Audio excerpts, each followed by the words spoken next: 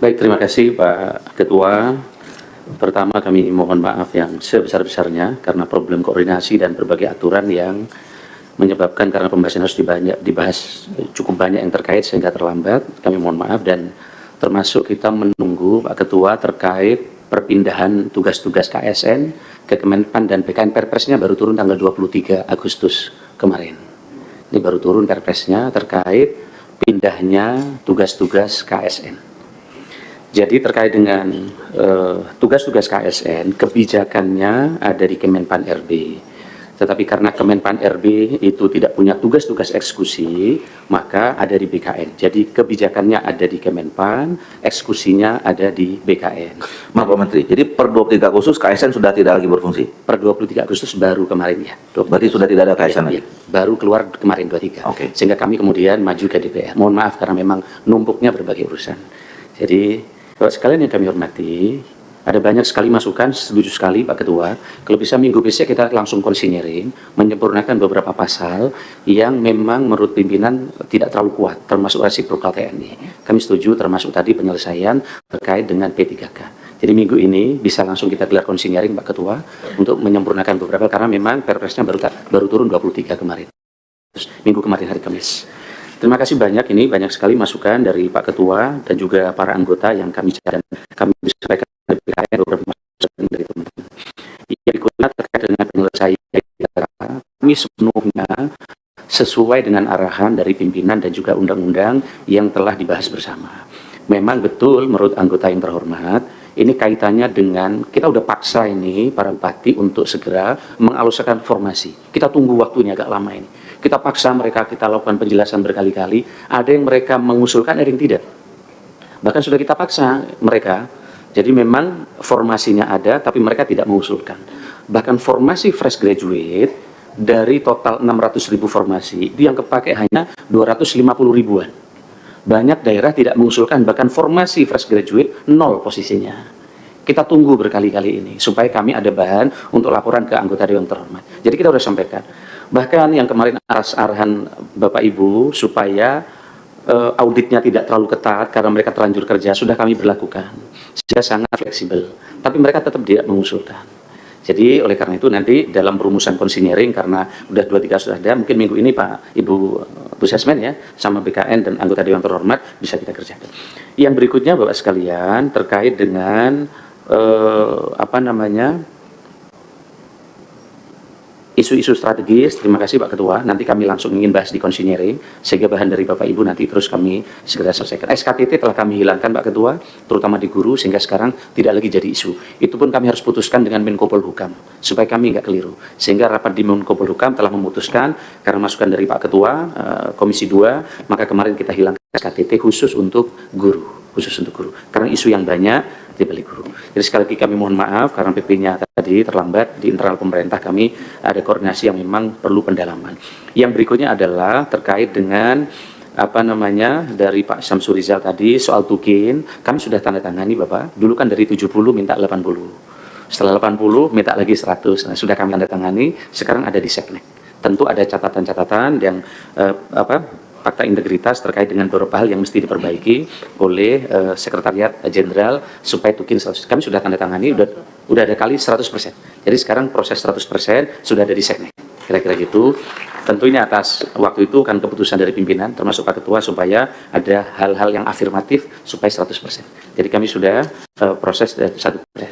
Terkait dengan, saya setuju sekali banyak masukan, digitalisasi sudah dimasukkan, resiprokal TNI dimasukkan, DPP, meritokrasi, saya kira ini nanti segera diteruskan. Terima kasih Bapak sekalian. Yang berikutnya saya minta terkait dengan roadmap honorer, kami setuju ini basisnya data di BKN. Kenapa sekarang susah masuk? Karena pembahasannya undang-undang waktu itu sejak tanggal 31 Desember 2020. Jadi sejak 31 Desember 2022 sudah tidak bisa input lagi ke BKN karena itu batas akhirnya. Nah sekarang sudah diperpanjang 3 kali. Untuk nanti secara teknis kami minta dijelaskan. Tapi kami setuju segera kita buat bersama roadmap tadi. Nah, terkait dengan Permenpan dan lain-lain, saya minta juga dijelaskan nanti oleh teman-teman. Tetapi tidak ada satupun Permenpan ini yang berbeda dengan substansi undang-undang. Tidak ada satupun.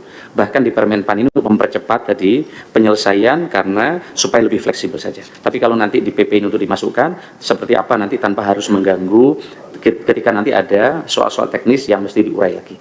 Kami kira ini soal prioritas tadi, minta dari Pak Ampu juga disampaikan nanti Pak Aba dan teman-teman. Ada masukan terakhir dari pimpinan, kami setuju ada 5 poin tadi untuk segera dimasukkan bersama di konsinyering. Kami kira itu dari kami. Saya persilakan Pak Aba yang teknis atau Kepala BKN dulu, saya persilakan. Atau Pak Aba dulu. Ya, silakan singkat Pak. Baik, izin Pak, ini terkait dengan prioritas tadi Pak Ungku ya. Ini prioritas itu ada 3 Pak. Ada THK 2 yang memang prioritasnya 1. Ini supaya yang tersisa kemarin itu tidak protes karena demo juga ke tempat kami. Jadi mereka itu tetap prioritas karena mereka sudah lulus tes sesungguhnya. Nah nanti mereka itu akan tetap ikut lagi nanti termasuk THK 2-nya itu untuk mekanisme tetap nomor 1 Pak. Tetap nomor 1. Kan ada guru, ada nakes. Itu karena mereka ada prioritas, maka yang prioritas dulu yang duluan, tapi THK 2-nya tetap. Jadi dengan 3 Permenpan ini, sesungguhnya Pak Pimpinan ingin mengakomodir apa yang sudah terjadi di sini. Jadi semuanya itu, insya Allah mereka itu dengan tidak menggunakan NAB, tapi menggunakan peringkat Pak. Jadi silakan kalau sepanjang dia daftar, dia akan masuk sesungguhnya. Jadi ini masalahnya di PP 49 dikuatkan dengan Undang-Undang 20 Pak. Jadi kita mengkombinasi. Karena kami pun khawatir sama dengan Bapak Ibu sekalian, ini tidak selesai, maka kami ngambil opsi desain kami itu, grade desain kami itu yang kedua Pak. Jadi supaya berbarengan. Nah izin nanti kalau konsinyering, nanti mungkin ini bisa memberikan penguatan ke Kemenpan, supaya kita tarik lagi, kita taruh juga di dalam PP Pak. Izin. Tapi kami mohon dukungan nanti pada saat di kementerian yang lain Pak. Karena kami juga biasanya ada masukan-masukan dari tempat lain. Makasih Pak. Gitu. Baik, terima kasih Pak Bas. Silakan Pak Kepala BKN. Terima kasih Pak Menteri, yang hormat pimpinan dan para anggota. Kami menyampaikan beberapa pertanyaan yang disampaikan oleh anggota yang bersifat teknis. Yang pertama, kaitannya dengan verbal dari Pak Mardhani. Jadi kami sudah melakukan verbal, Bapak. Jadi ada 6 kriteria untuk menetapkan verbal itu dalam untuk apa dipakai untuk verbal yang dilakukan antara BKN dengan BPKP. BPKP khusus itu kriteria yang pertama, yaitu berkaitan dengan pembayaran honorarium. Itu yang pertama. Kemudian yang 5 kriteria yang lainnya itu ada SK-nya, masa kerja, kemudian usia, jabatan, kemudian pendidikan, dan SPTMJM itu dilakukan oleh BKN. Nah, hasil terakhir yang memenuhi kriteria itu 72,849%, yang tidak memenuhi kriteria 27,151%. Tapi disampaikan oleh Pak Aba tadi, di dalam Kemenpan nomor 347, itu nanti dimungkinkan untuk mereka tetap diakomodir, apakah masuk P1, P2, atau P3. Sehingga kalau misalnya tadi ada pertanyaan kenapa tidak diatur di dalam PP, memang kalau menunggu PP-nya khawatirnya nanti Desember 2024 malah belum selesai.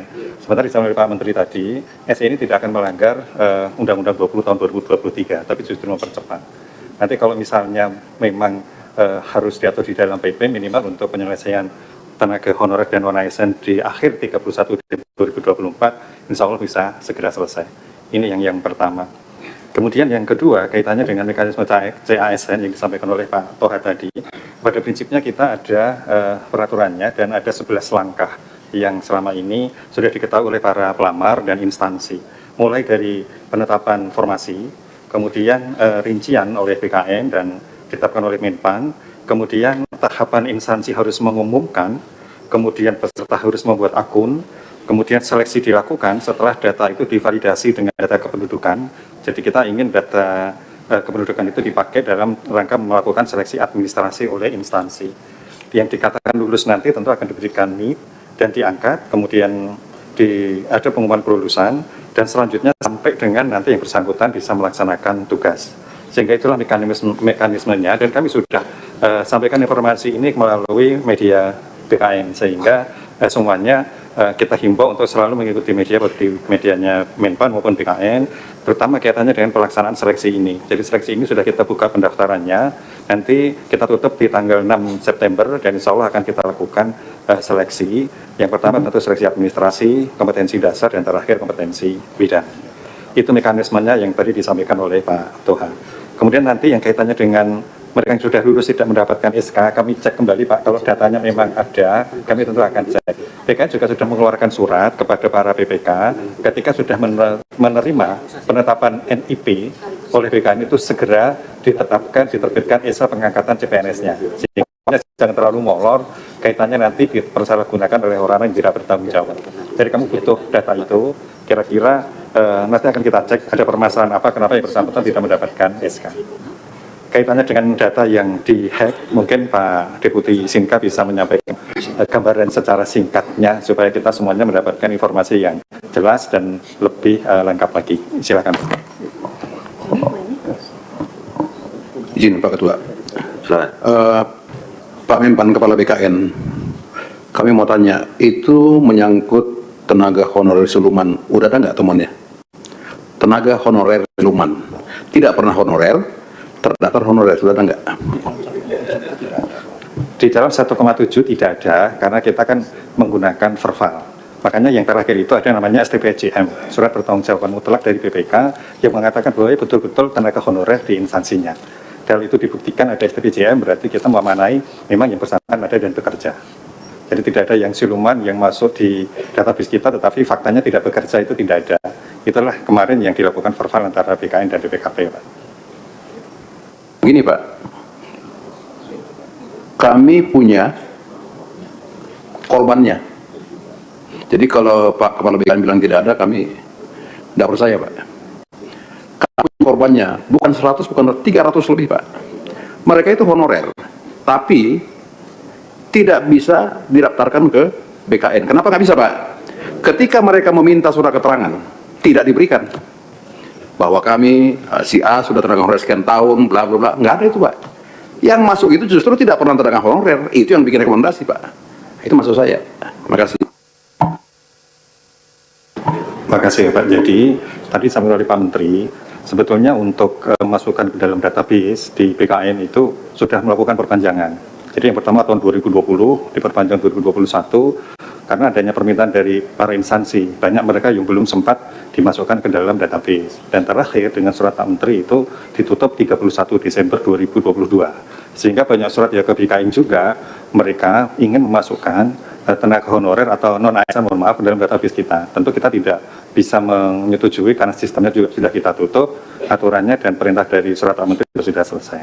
Nah, kaitannya yang tadi, kalau misalnya mereka itu apakah ada di dalam database kita, sebetulnya orangnya nggak ada, tapi itu masuk. Nah, itulah verbal yang saya sampaikan tadi Pak Pimpinan. Jadi verbal itu memang kita cek yang dari 6 kriteria, itu kita buktikan dengan dokumen-dokumen yang ada. Pertama misalnya kaitannya dengan pembayaran. Tidak mungkin seseorang yang tidak dibayar dari belanja pegawai, tiba-tiba yang bersangkutan dinyatakan dia memenuhi syarat atau kriteria di dalam database kita. Kita sampaikan kepada instansi. Jadi itu Bapak.